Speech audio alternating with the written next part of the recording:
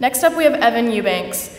If you've heard of Evan, it's probably because he was one of the India Trippers or he's insane at art. But Evan is also such a funny, hardworking person who always makes sure everyone feels included. Evan, we're so excited to hear what you have to say.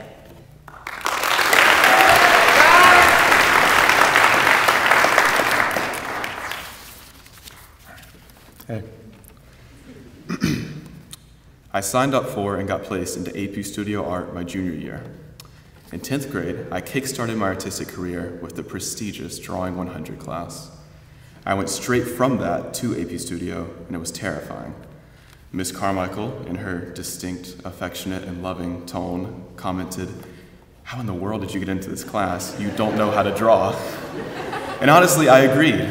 I started the class seated between Punch Sakabaltana, Maya Zhang, and Amanda Chen. I know most of you guys have no clue about this, but Punch, Amanda, and Maya are literal prodigies. And I'm not exaggerating. I felt horrible about my artistic skills at first, but then I moved my seating around.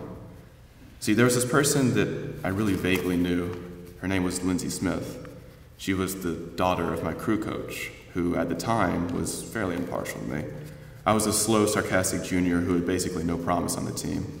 I never really spoke to Lindsay, and all I knew was that she was an amazing rower and an arguably better artist. Lindsay Smith was what I desperately wanted to be. So I moved my station in AP Studio to sit next to Lindsay. I wanted to get to know her. I wanted to know how she did it. Lindsay had a perfect GPA, was insanely talented at art, and was going to be a D1 rower at Cornell. But the more I talked to her, the more I realized that Lindsay felt just as bad about herself as I felt about myself.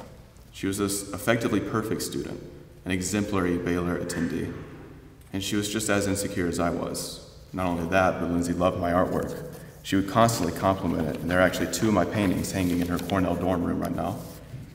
Lindsay also had this thing where she would force me to work out with her when I didn't necessarily want to. 10Ks after lunch on Saturdays and too much irking over breaks when I should have been sleeping. My opinion on myself changed.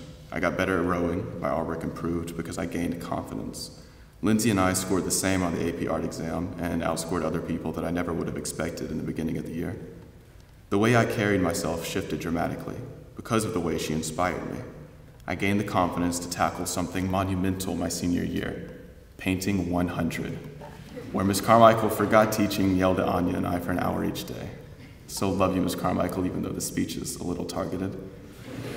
This inspiration from Lindsay was completely on accident. I've never even told her how profound of an impact she had on me last year. She never thought that she was changing the way someone felt about himself. She just enjoyed talking to this blonde kid who was barely shorter than she was.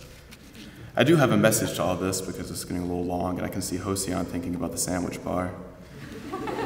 People watch you. You don't imagine it, and most of the time you want to believe that they don't. The way you carry yourself and the image you portray impacts so many more people than you imagine right now. I started junior year looking up to seniors who inspired me to capitalize on my talents. Roddy Popovich and Lindsay convinced me to keep going with something that was hopeless. That hopeless thing was being a 5'8" rower. But now I've been the captain of the team for my senior year, and I've been surprised left and right with how many kids have told me I've inspired them to continue or push past their limits. I've been blown away by the kids in Lupton who have told me that I made transitioning to the school just a little bit easier. These things surprised me because I never meant to. I didn't consciously try to reach these people, it just happened. Someone is watching you. Someone is always watching you. You hope that they aren't, but I promise they are. You're leaving Baylor soon. Whether you're a freshman or a senior, it comes faster than you could ever anticipate. When you leave, be sure that the people that watch you grow in a positive way because of it. Be sure that the people who watch you carry on a legacy of kindness or a legacy of hard work. All you have is the people you inspire, and all that you can leave is your relationships with others. Be an inspiration to somebody, because the people you inspire today will set a trend of role models generations down the line. As a senior, I constantly think about what I want my Baylor legacy to be, and I finally settled on leaving behind kids who I know will be someone else's role model. In the same way that my mom raised me to be their role model, the same way that my best friends inspired me to be their role model, in the same way that Lindsay's motivation inspired me to be their role model.